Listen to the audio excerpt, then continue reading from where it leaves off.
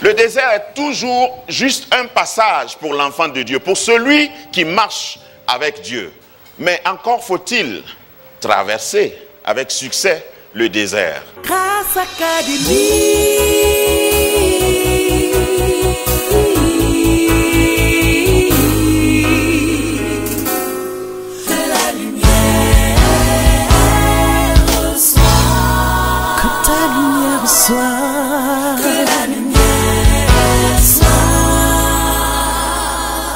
Il y a une étape où on vit les miracles. Il y a une autre étape où on décide de connaître le Dieu de miracles. Et c'est ma détermination. Est-ce que tu connais l'auteur du miracle dans ta vie? Parce que quand tu connais cet auteur, le jour même qu'il ne fait pas de miracle, tu es calme. Ce matin, je continue toujours dans la même lancée et le Seigneur m'a donné de partager avec vous un thème et j'ai intitulé ce message, peut-être que vous n'allez pas l'aimer, les bébés du désert. Les bébés du désert. Je repars dans l'histoire du peuple juif. Le peuple juif qui est sorti d'Égypte par la volonté de Dieu. C'est Dieu qui a décidé. Si vous continuez, vous lisez à partir d'Exode chapitre 3, ce n'est pas Moïse qui a déterminé, ce n'est pas lui qui a choisi la date, le jour de leur sortie. C'est Dieu qui a parlé à Moïse dans Exode 3, qui a dit, je viens, je veux t'utiliser, j'ai entendu les cris que lui font pousser ses oppresseurs, je suis descendu pour les délivrer. Dis Amen. Et quand Dieu a décidé de les délivrer, Dieu les a fait sortir. La Bible dit, il les a fait sortir par sa main puissante. Pharaon a essayé, mais Dieu a endurci son cœur pour manifester sa puissance. Dans le récit de la délivrance des enfants d'Israël, nous voyons encore Dieu endurcir par moments le cœur de Pharaon pour un seul but, pour montrer sa puissance. Lorsque les choses sont dures dans ta vie, dis-toi que Dieu veut montrer sa puissance. Voilà comment les enfants d'Israël sont sortis d'Égypte, par la main puissante de notre Dieu. Maintenant, ils devaient traverser un désert. Entre ta délivrance et ta promesse, il y a toujours un désert. Entre la prophétie et l'accomplissement de la prophétie, il y a toujours un désert. Entre ta naissance et ton succès, il y a toujours une traversée de désert.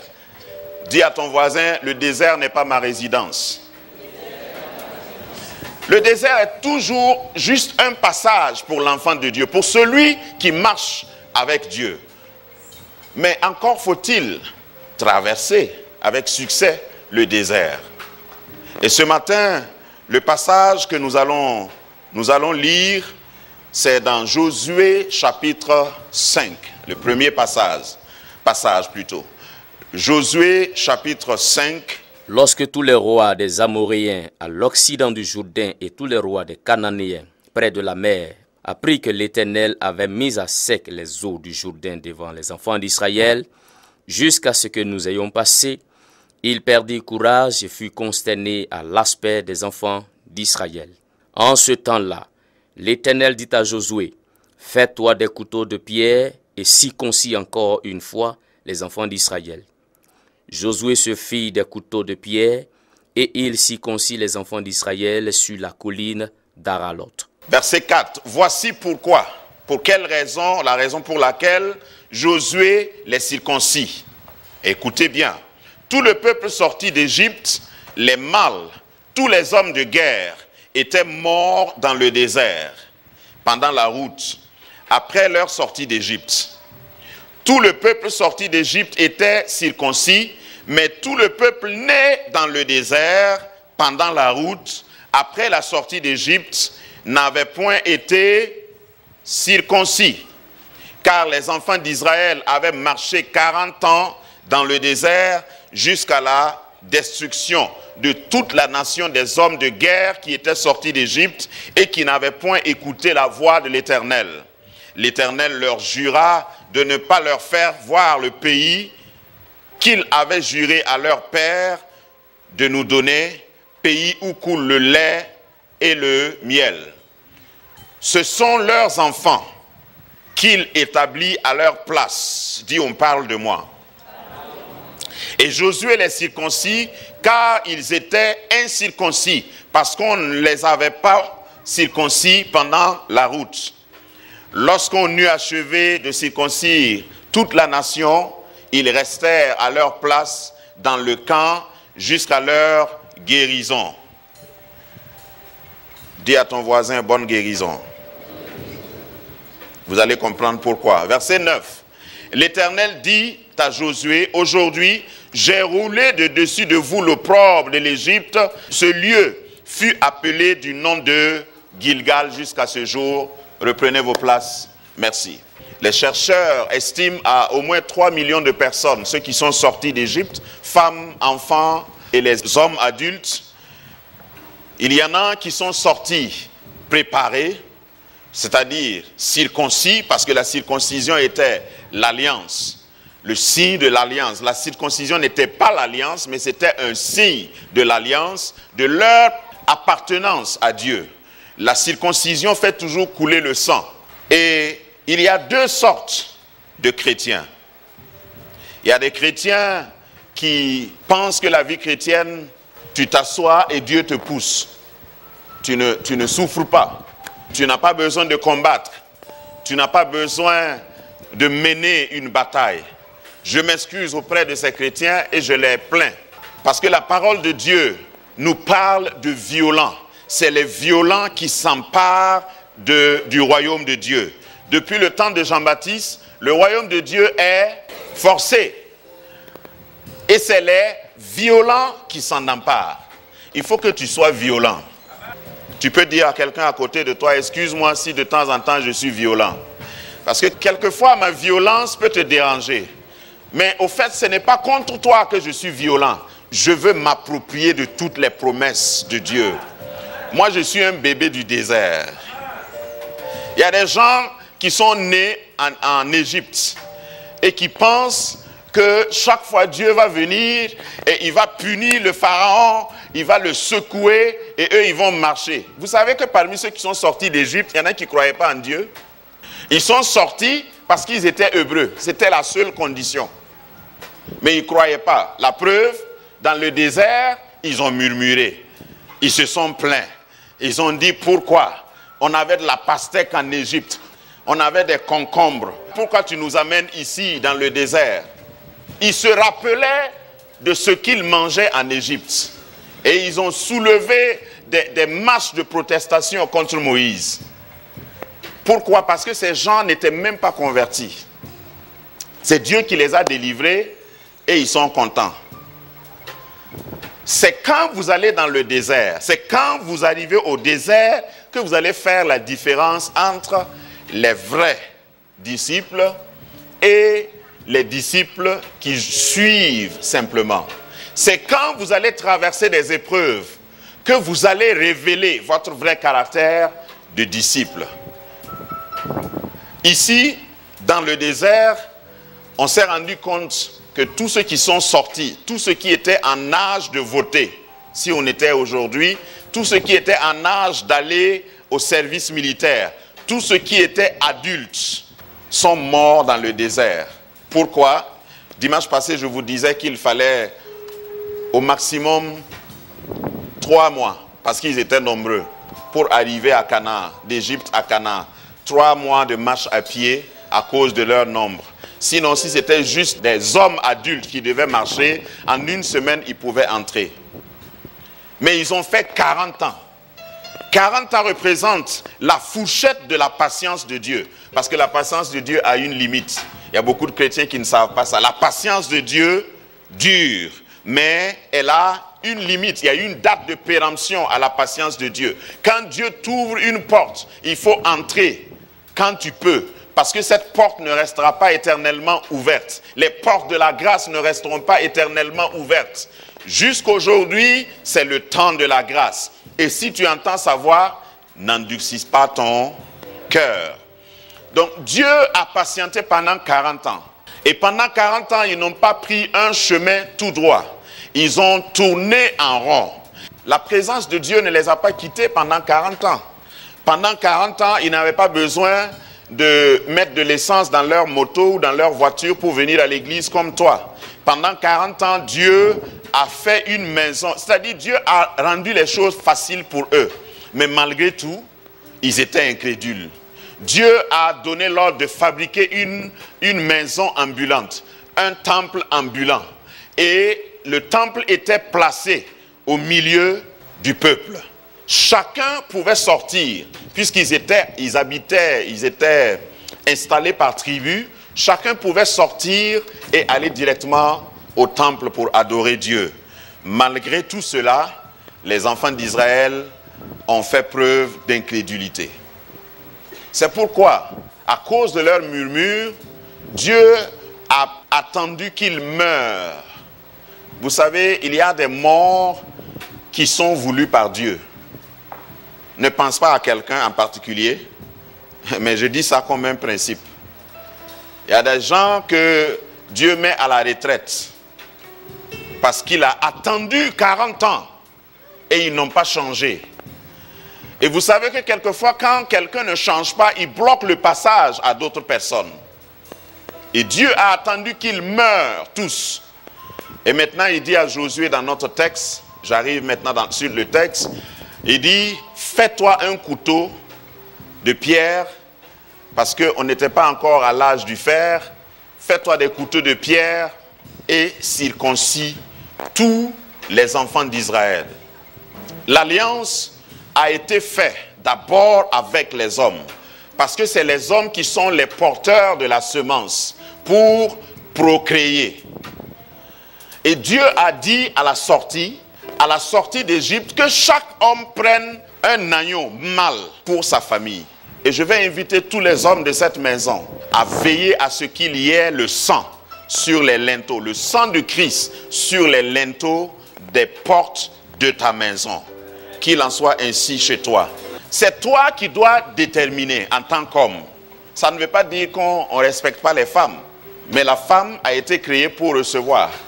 Dieu a créé la femme pour qu'elle soit disposée. Et c'est même à cause de ça que vous voyez certains couples et vous dites, mais comment il a fait pour avoir cette belle femme-là? Vous regardez le monsieur, n'est pas spécialement attirant. Et la femme c'est une classe exceptionnelle. Le secret, c'est que le monsieur a su donner. Voilà. Si tu donnes bien, tu reçois.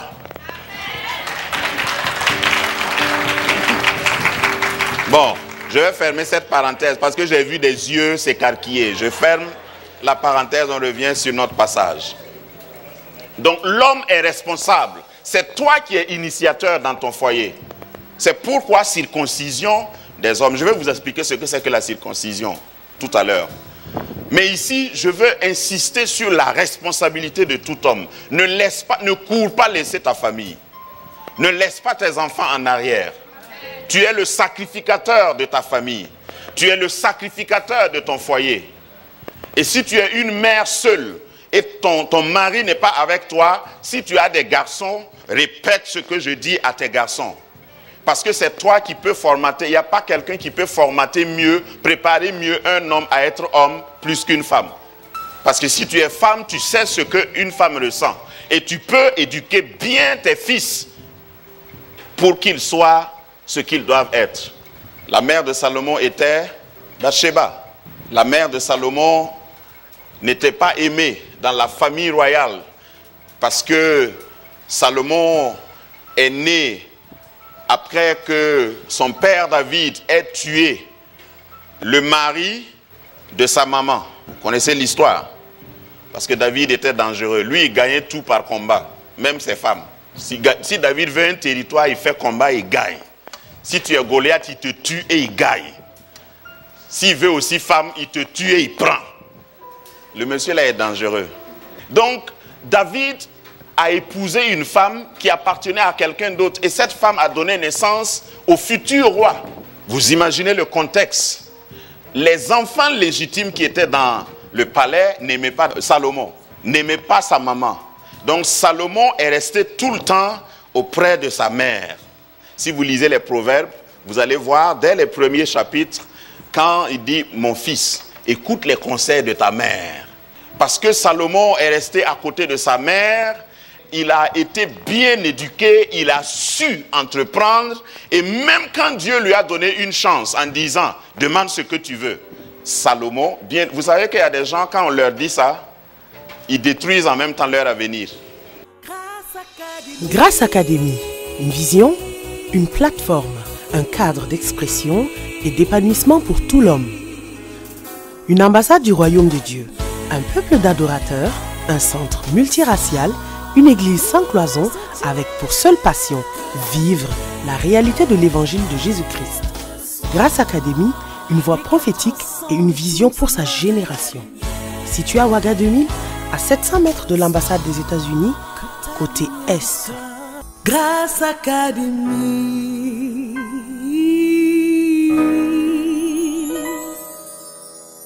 Il y a des gens, tu es embauché nouvellement, ton patron t'aime, et puis il dit, tu peux m'appeler à tout moment. Il n'y a pas de problème, voilà mon numéro personnel. C'est la même chose que Dieu a dit à Salomon. Demande-moi tout ce que tu veux. Certains employés, si tu leur dis, tu peux m'appeler, c'est mon numéro personnel, appelle-moi quand tu veux, à n'importe quel moment, ils vont abuser.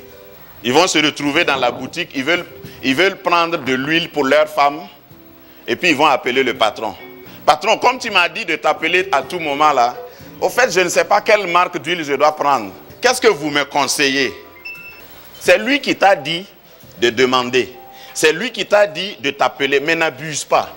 Ça, c'est des choses réelles. Il y a des gens qui ont détruit leur relation comme ça. Être chrétien ne veut pas dire qu'il faut être hors de sens, hors de la logique. Il faut savoir entretenir les relations. Ce n'est pas parce qu'on t'a ouvert une porte que tu dois venir tout le temps. Ce n'est pas parce qu'on t'a dit entre, assieds-toi dans mon salon que tu t'assois et tu mets ton pied sur le guéridon. Tu risques de sortir et ne plus jamais revenir. Je ferme aussi cette parenthèse. Mais si c'était ça ton message, le message que Dieu voulait que tu entendes, sois béni. Tu peux rentrer à la maison. Donc Dieu dit à Salomon, demande tout ce que tu veux. Et comme c'est un garçon bien éduqué, il dit, Seigneur, donne-moi la sagesse. Et vous savez que Salomon a épaté le Seigneur. Le Seigneur dit, puisque tu n'as pas demandé la mort de tes ennemis, parce qu'il avait des ennemis. Puisque tu n'as pas demandé que j'étende ton royaume, puisque, je vais te donner la sagesse, à tel point que personne sur la terre n'aura la sagesse que tu vas avoir. Mais en plus, je vais te faire un bonus utilisable sur tous les réseaux. Parce que l'argent répond à tout. Je vais te rendre riche. Et tu n'auras pas besoin de voyager. L'argent va voyager pour venir chez toi. Et c'est ce que la vie de Salomon a été. Salomon n'a pas voyagé. Lisez bien son histoire.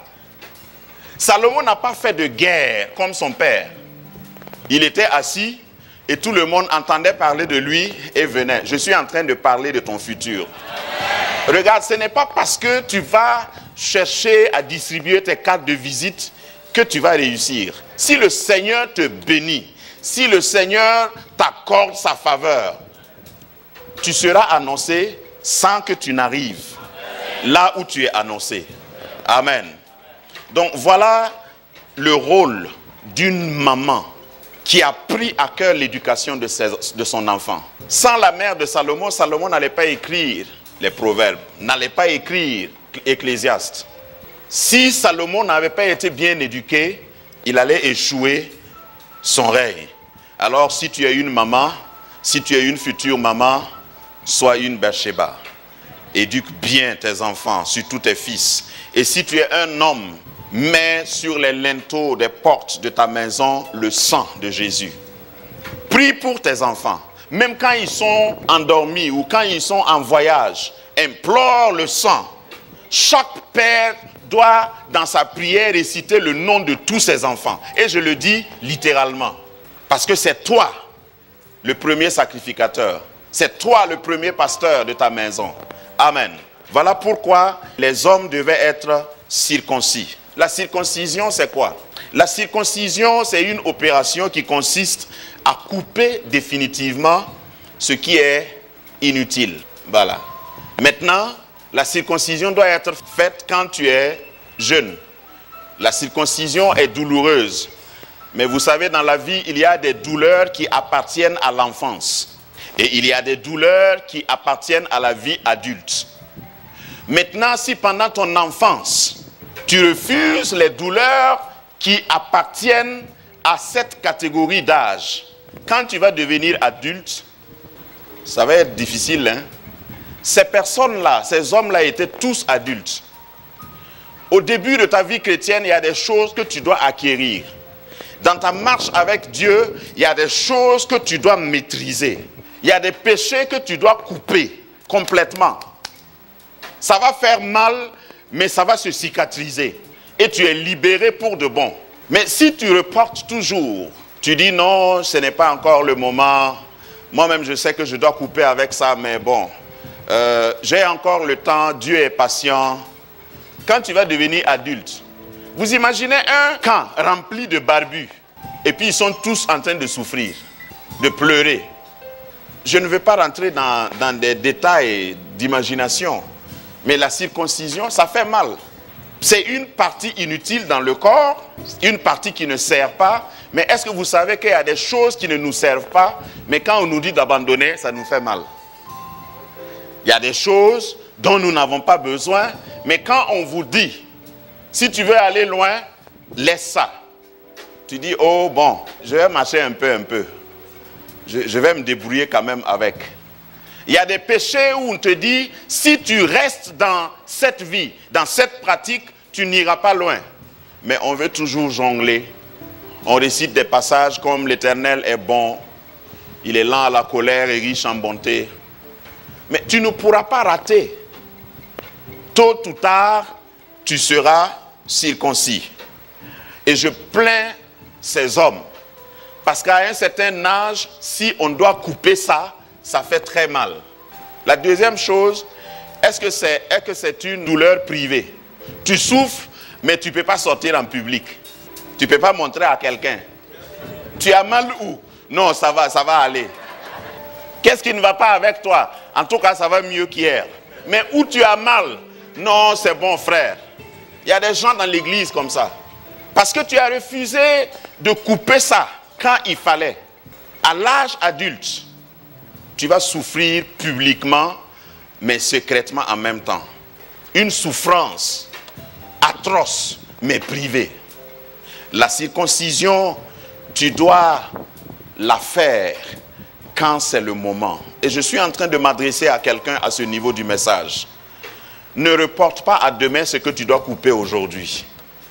Il y a des choses que tu dois couper, c'est-à-dire couper définitivement, parce que c'est inutile. La circoncision, la partie qu'on coupe, c'est de la chair. Et ça représente le péché, ça représente la domination, ça représente le règne du mal dans ta vie. Et tu ne peux pas entrer à Canaan sans être circoncis, parce que c'est ça le signe de l'alliance, de ta connexion avec Dieu. Le signe qui prouve, qui atteste que tu as part avec Dieu. Et je suis déterminé à couper tout ce qui va m'empêcher d'entrer à Canaan. Sinon, tu vas durer dans le désert. Avant d'entrer à Canaan, Dieu va t'annoncer. On dit que notre texte dit que les rois environnants ont entendu parler des enfants d'Israël, de la manière dont Dieu les conduisait, et ils ont eu peur.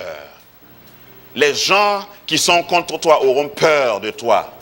Parce qu'ils savent que assurément tu vas venir dans ton Canaan. Et j'ai toujours dit en parlant de Canaan que Canaan est occupé. Là où Dieu t'amène, c'est déjà occupé. Donc il te faut combattre. Et voilà la conclusion de mon message. Si tu es un bébé du désert, il faut que tu saches que tu dois combattre. Si tu es un bébé, et un bébé du désert, dans l'application, je vais dire, les bébés du désert, c'est notre génération. Les bébés du désert, c'est ceux qui refusent la facilité. C'est une détermination. Ça veut dire que même si toi tu ne veux pas aller, moi je vais aller. Non, on est frères et sœurs, hein, ne me méprenez pas. Hein, je t'aime, tu m'aimes, etc. Mais le jour que tu décides de ne pas m'aimer, ça ne fond rien. Je vais aller, je vais avancer. Le jour que tu décides de ne pas avancer, moi je vais aller. C'est ça, être un bébé du désert. Regardez, ce sont leurs parents qui sont morts. Et ils n'ont pas dit, on préfère mourir. Vous avez déjà vu quelqu'un qui pleure comme ça? Qu'est-ce que je vais devenir sans toi? Sans toi, ma vie est fichue.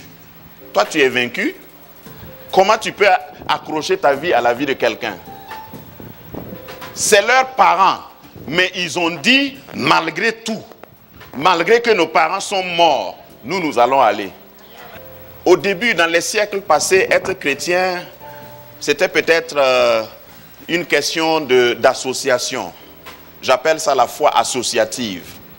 C'est-à-dire, si on dit tous les chrétiens de Ouara 2000 se rassemblent, tout le monde vient. Si on dit j'ai mon mariage, tous les chrétiens viennent. Aujourd'hui, ce n'est plus le cas. Même quand tu célèbres une victoire, tu ne peux pas mettre tous les chrétiens d'accord. Moi, je suis un bébé du désert. Avec ou sans toi, je vais rentrer à Canaan. Et je souhaiterais que tu viennes avec moi. Et pour cela, je ne vais pas reculer devant même une circoncision à l'âge adulte. Parce que c'est le signe de mon alliance. Je ne vais pas reculer devant un sacrifice qui me coûtera mes parents. Ils ont fait leur temps. Parce que si le temps nous permettait, Josué était la nouvelle génération qui allait amener les enfants d'Israël à Canaan. Béni soit Dieu pour Moïse. Moi j'aime Moïse. Moïse c'est le libérateur. Moïse c'est celui qui sort. C'était le GPS de Dieu pour les enfants d'Israël. C'est Moïse qui recevait la directive, la direction et qui conduisait tout le peuple d'Israël. Mon problème avec Moïse, c'est qu'il meurt avant Canaan. C'est pourquoi je dis que ta foi doit être d'abord solide et individuelle, personnelle. Parce que si ton Moïse ne va pas, tu ne dois pas rester dans le désert. Et le plus souvent, Moïse meurt avant ton arrivée. Donc il faut être un Josué, bébé du désert. Josué est sorti à l'âge adulte, il était un jeune, il est sorti, mais c'est lui et Caleb seulement, la Bible nous dit que c'est eux deux seulement qui sont restés parmi les adultes et qui sont entrés. Les autres sont soit sortis tout bébés, nourrissons, ou ils sont nés dans le désert. Que Dieu te garde et te préserve pour que tu n'indiques pas le chemin à quelqu'un et rester en arrière. Il faut que tu entres. Il faut que tu sois un bébé du désert. Et par ce terme, en conclusion, je veux dire, tu es habitué même à la souffrance. Parce que si tu nais dans le désert, il y a certaines souffrances qui ne te font même plus mal. Tu es habitué à être victime de la trahison. Tu es habitué à marcher seul. Tu es habitué à souffrir sous le soleil. Tu es habitué à la trahison. Ce n'est pas grave. Tu vas aller jusqu'au bout. Parce que tu es un bébé du désert, déterminé à entrer dans ton Canaan. Qu'il y ait des gens avec toi ou pas, tu entres dans ton Canaan. Qu'il y ait des applaudissements ou pas, tu vas jusqu'au bout dans ton Canaan. Qu'il y ait le soutien des gens ou pas, parce qu'il y a des gens qui ne peuvent pas avancer tant qu'on n'applaudit pas. Même quand personne n'applaudit, tu sers le Seigneur avec joie. Et si le Seigneur te révèle une partie à couper, tu coupes et tu marches. Tu entres dans ton Canaan. Regarde, ne laisse rien ni personne t'empêcher d'entrer dans ton Canaan. Sois un bébé du désert.